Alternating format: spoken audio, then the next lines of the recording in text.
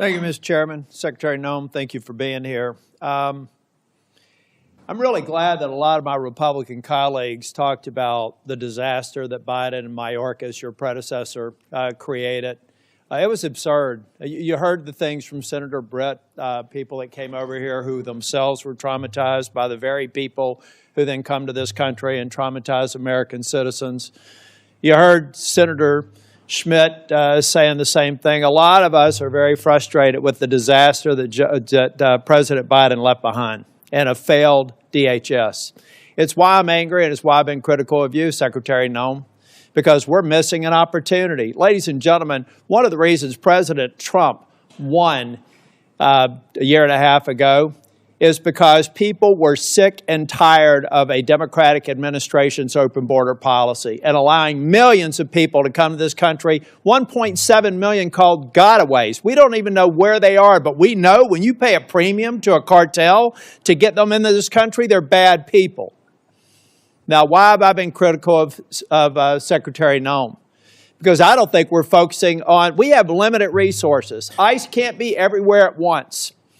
There's very few people in Capitol Hill that support law enforcement more than me, including the sworn ICE officers.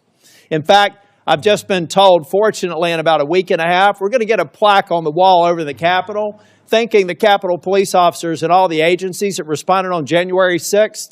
All those thugs have actually been pardoned, and yet we haven't thanked the Capitol police officers for their work here. So when I say I'm unapologetically pro-law enforcement, you can count in every single sworn officer in Homeland Security. So why am I disappointed with Secretary Noem? Because we're not going after enough people who did this damage at the expense of running numbers that Stephen Miller wants out of the White House. We just want numbers. We want 1,000 a day, 6,000 a day, 9,000 a day because numbers matter, right? No, they don't matter. Quality matters, not quantity, quality.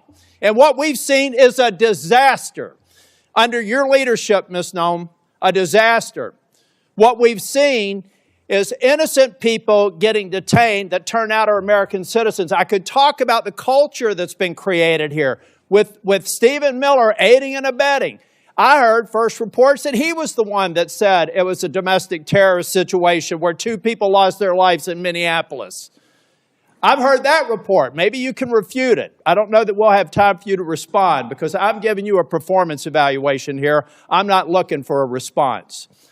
And I'm saying, Ms. Noem, that time after time after time I've been disappointed. But before I get back to looking at the vicious people that did this damage to these families, I want to talk a minute about FEMA. You have a policy right now that anything over $100,000 has to go through your desk for approval. I asked my staff, because I'm a management consultant, I don't try to do cheap shots in here, but the facts do not lie. This is your administration for FEMA response. This is President Trump's first administration.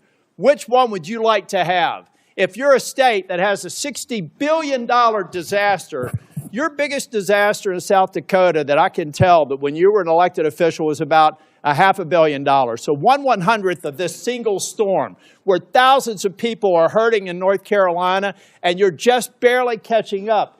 This is what competent FEMA leadership looks like.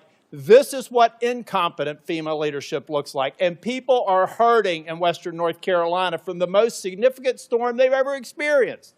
This is what we need more of.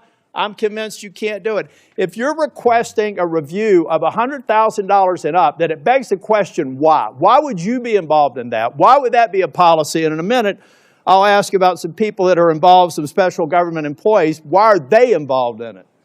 Thank you. Senator, no. That $100,000 only had to do. And I will hold the clock until I finish. Okay. The bottom line is I've done the analysis. And you can say whatever you want to. I've worked with a Democrat governor. I've worked with a Republican governor. I've worked with fiscal research. We have people contacting my office now to get the information to better understand the failure of this department.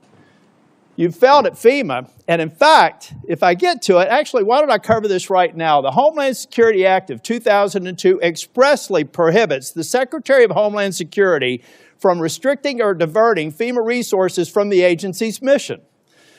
Based on your disaster response, the chart that I just showed you, I have reason to believe that you're violating the law, either knowingly or unknowingly.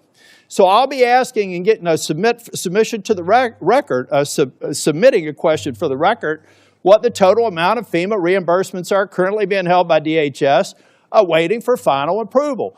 Held by DHS, awaiting for final approval for an agency that you should not be obstructing the disbursement on. I'm going to give you time to answer to it under penalty of perjury so that we can get it right.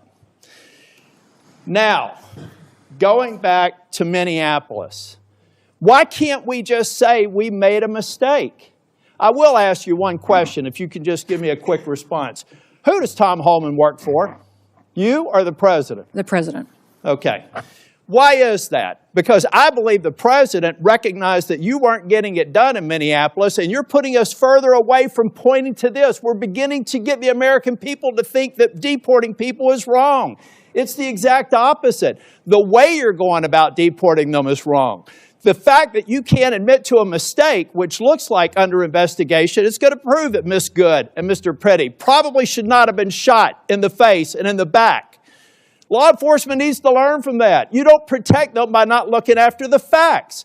Not only should the FBI be investigating it, but every single law enforcement agency in that jurisdiction should be invited to it, so our law enforcement officers do not have this pall cast upon them.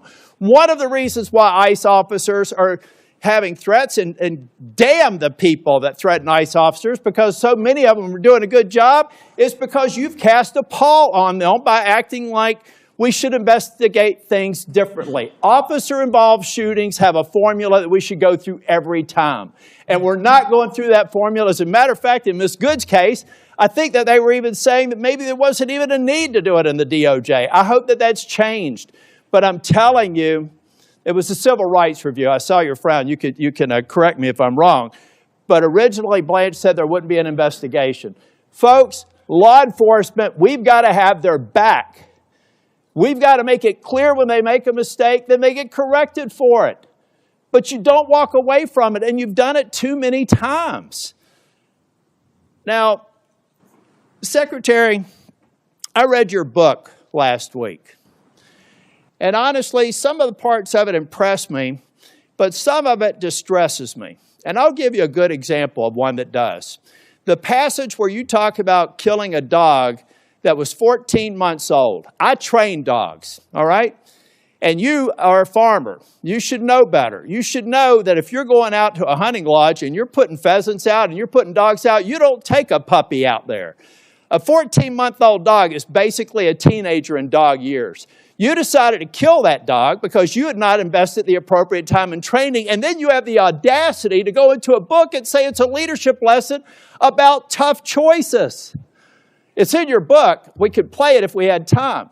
At that same lunch hour, you killed a goat. And you killed the goat because you said it was behaving badly. You are a farmer. You don't castrate a goat. They behave badly. You should have probably done that before. But my point is, those are bad decisions made in the heat of the moment, not unlike what happened up in Minneapolis.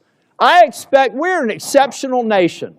And one of the reasons we're exceptional is we expect exceptional leadership.